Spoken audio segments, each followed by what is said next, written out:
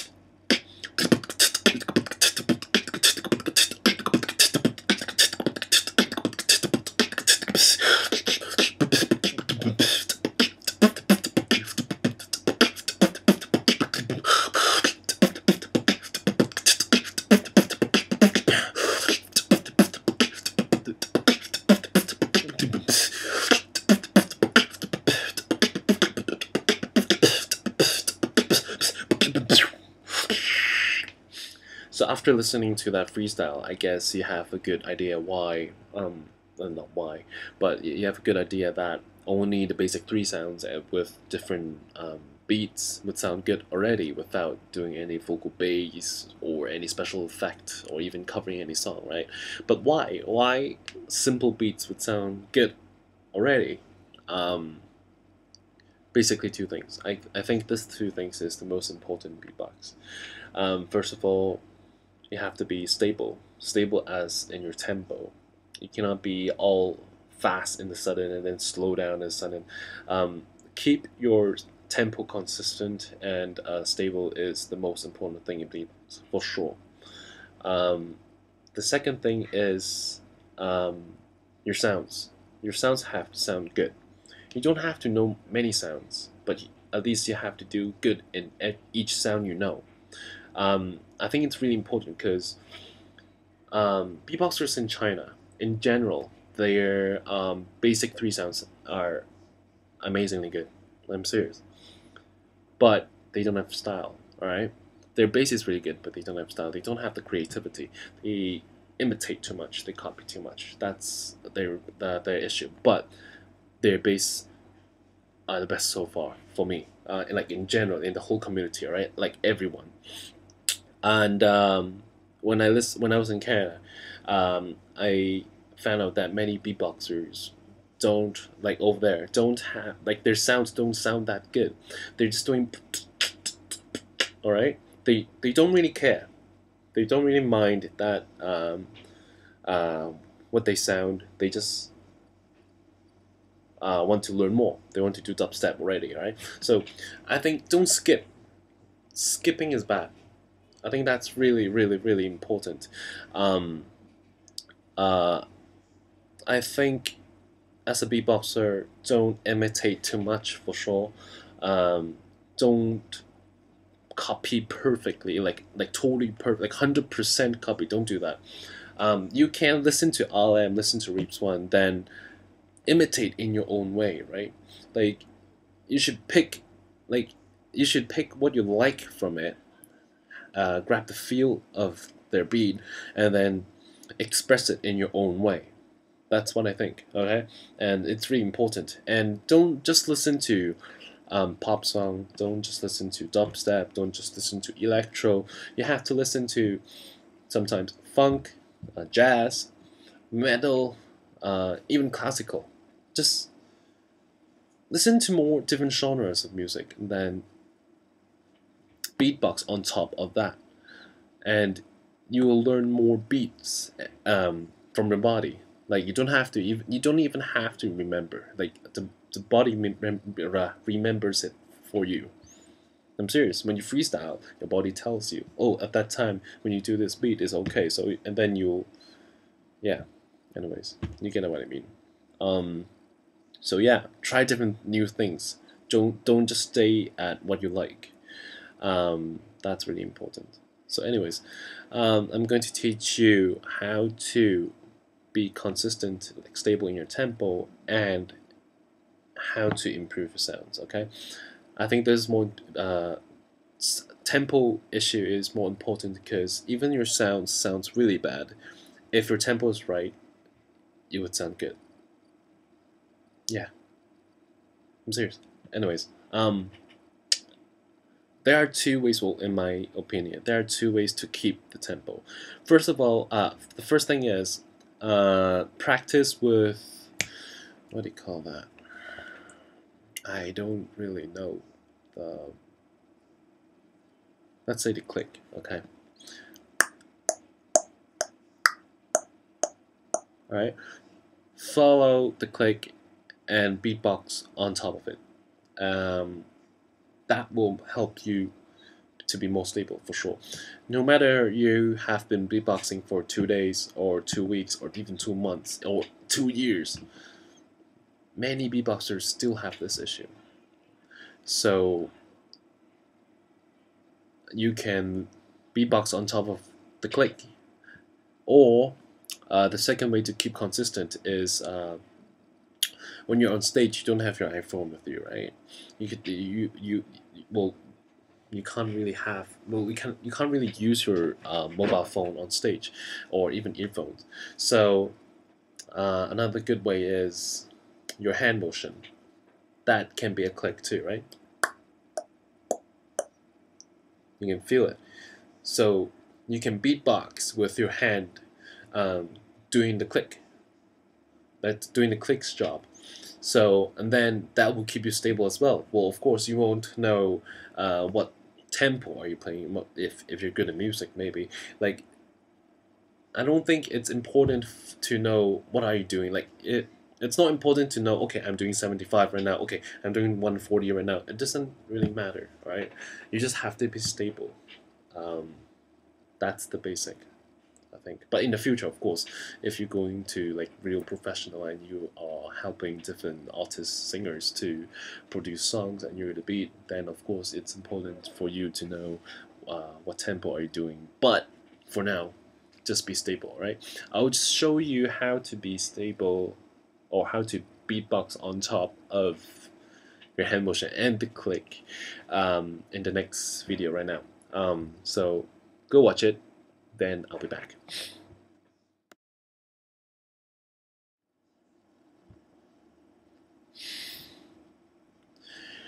Okay, here we go.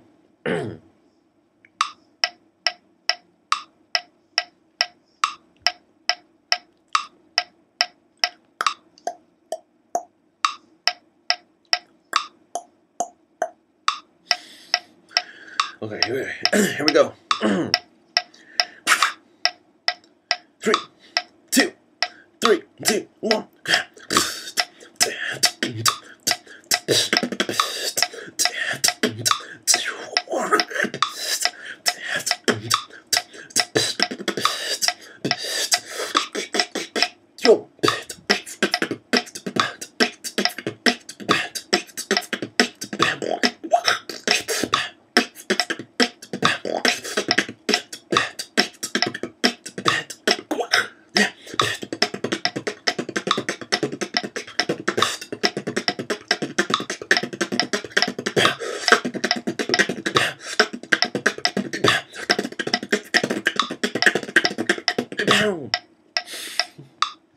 Well, now I believe you have the idea how to be stable and consistent in your tempo. And after that, now is to learn how to improve your sounds. Like, why is it important? All right. Well, actually, how to improve your sounds, you have to watch. You have to learn that by watching other tutorials of mine, of course. And well, because it's too much in one episode, right? So you have to watch my other episodes if you want to improve your sounds. And secondly, you have to practice nearly every day. And but I'm just going to show you why is it important to have better sounds. All right. Well, now you first listen to me beatboxing with not good sounds and tell me what you think.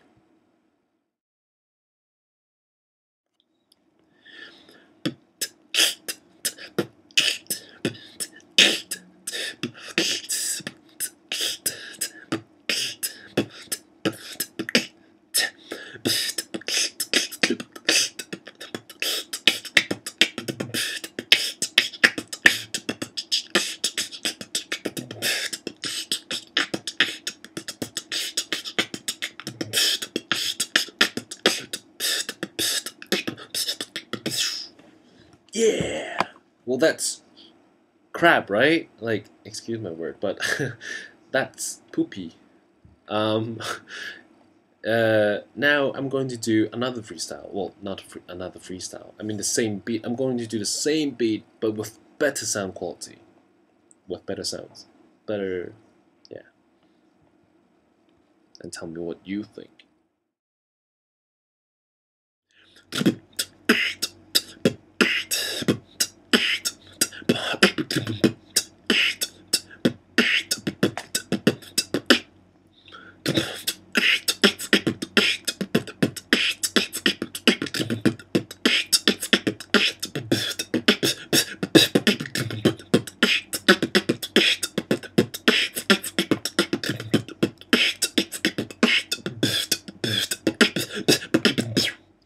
So now I believe you all would know why is the importance of your tempo and the sound quality. Right now I'm going to teach you a new, not a new, but a beat that I use pretty often. I'll just show you. Chum.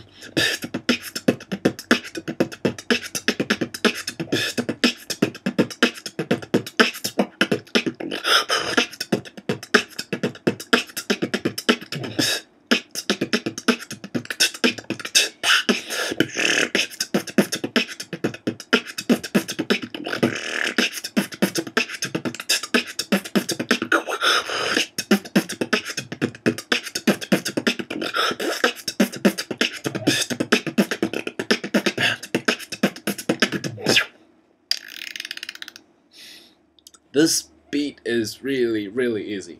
I'll first teach you a slow version, then a medium speed version, a high speed version, and a super high speed version. It's still the same beat, but I'm just going to show it to you, alright?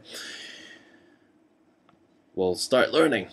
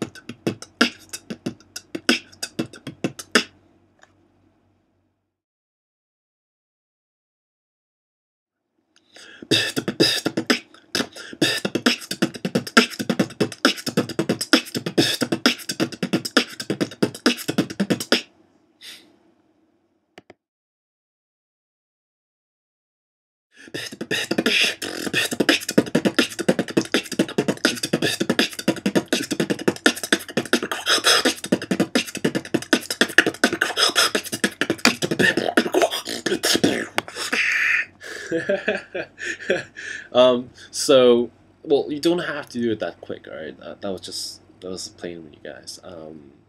So this episode is basically finished. If you like my tutorial, please show me love. First of all, like on YouTube, comment of course, and then subscribe to my channel. That would be a big help. And then it's my Facebook. You can add me as a friend, subscribe to me, then like my post, well, like my video of course, and then share it from my Facebook, because I want to keep track how many shares do I have, like how many people are actually watching a tutorial, then I can have the heart and continue, right? And I don't think you guys would play 新浪微博, but I'm just saying I have a Weibo, and then you can share on there, and well, that's mainly for mainland people, I guess. And oh, Instagram. Like me on Instagram. I do have an Instagram, so please like my post, just to show me love, show support, and hope you all enjoyed it. And whoa, here. Oh yeah, here. All the information is over here. Facebook, whatever, Instagram, whatever is over here. It's updated. I have the wrong version earlier because I changed my address. But anyways, hope you all like it, and see you soon. Peace. Crazy, oh you crazy.